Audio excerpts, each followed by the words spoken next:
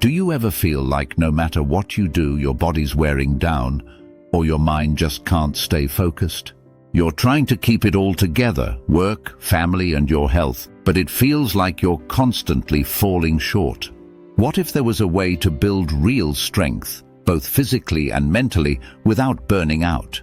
In this video, we'll share practical, proven methods based on the teachings from Marcus Aurelius and the stories of others to help you build resilience in your body and mind so you can stay strong and focused no matter what life throws at you. It was 1964. Nelson Mandela stood in the dock of a courtroom facing a life sentence. He would later recall that moment. "I was made by the law a criminal, not because of what I had done, but because of what I stood for."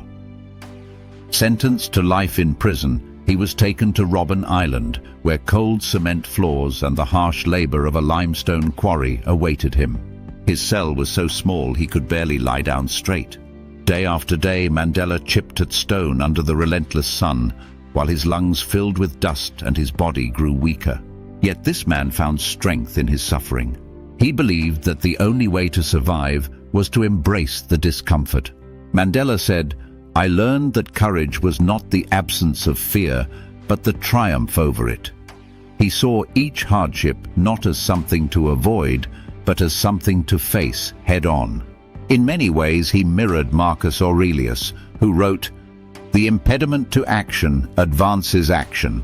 What stands in the way becomes the way." Nelson Mandela's story teaches us that when we stop avoiding discomfort and face it head-on, we build the resilience needed to overcome life's toughest challenges.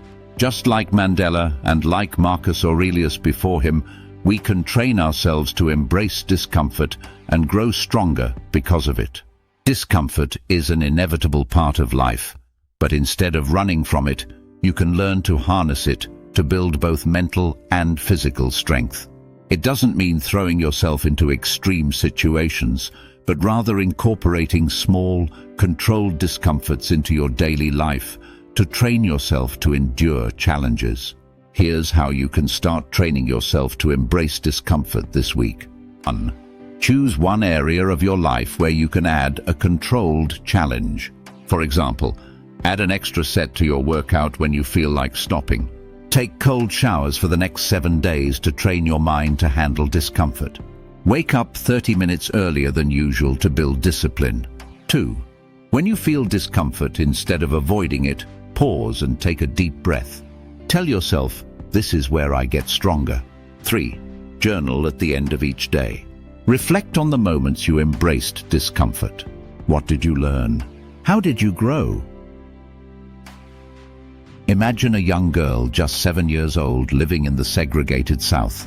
After being assaulted by her mother's boyfriend, Maya Angelou did something brave. She told her family what had happened. Not long after, the man was found dead, murdered in an act of revenge.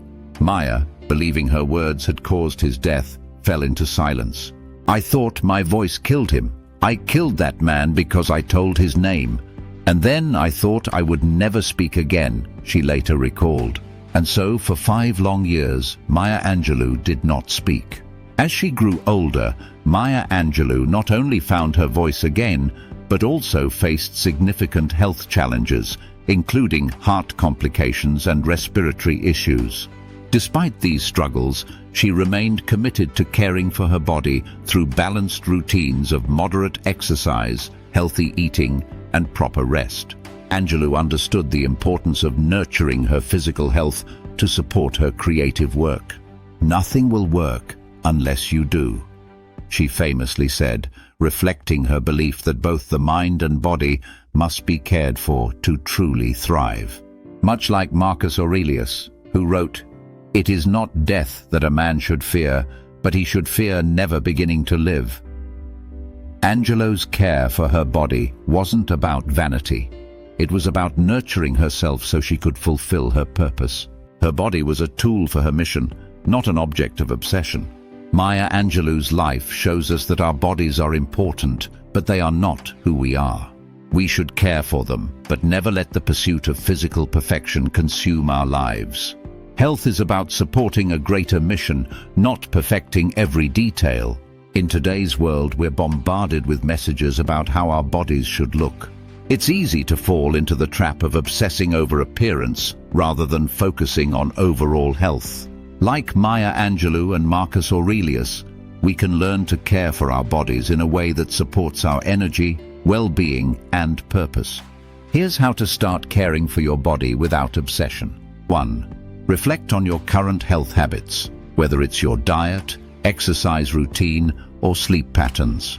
Ask yourself, are these habits making me feel more energized and fulfilled, or are they driven by a desire for perfection? 2. Set one health goal this week that's about how you feel, not how you look. For example, prioritize getting enough sleep each night to feel more rested. Eat foods that give you sustained energy, not just quick fixes. Incorporate moderate exercise that you enjoy, rather than punishing yourself with extreme workouts. 3. At the end of the week, reflect on how these changes made you feel. Did you feel more energized? Less stressed? Use this reflection to guide your health journey moving forward. In the depths of a concentration camp, Viktor Frankl discovered a truth that would change his life. Surrounded by unimaginable suffering, Frankl realized that while he couldn't control the atrocities around him, he could control how he responded. Everything can be taken from a man, but one thing, the last of the human freedoms, to choose one's attitude in any given set of circumstances, Frankl would later write in his book, Man's Search for Meaning. Each day, Frankl saw death, starvation, and cruelty. Yet, he chose to focus on what he could control, his thoughts, his responses, his hope. This was his survival mechanism, much like Marcus Aurelius, who wrote, "You have power over your mind, not outside events. Realize this, and you will find strength." By mastering his inner world, Frankl found the strength to survive the horrors of the Holocaust. Viktor Frankl's story shows us that even in the worst situations, we always have control over our minds. Like Frankl and Marcus Aurelius, we can reduce stress by focusing on what's within our control and letting go of the rest. Stress often arises when we try to control outcomes or situations that are simply out of our hands. The more we fixate on these uncontrollable factors, the more overwhelmed we become. Instead, practice shifting your focus to what is within your control, whether that's your attitude, actions, or mindset. Here's how to apply this. 1. Create a control grid to guide your thinking. Divide a piece of paper into 2 columns. In the left column, list things beyond your control, external factors, other people's actions, or unpredictable events. In the right column, list things within your control, your actions, responses, and mindset. When something causes stress, refer back to this grid to focus your energy on what you can control. 2. Each night, reflect on the events of the day and identify moments when stress took over. Ask yourself, was this something I could control? How could I have handled this differently?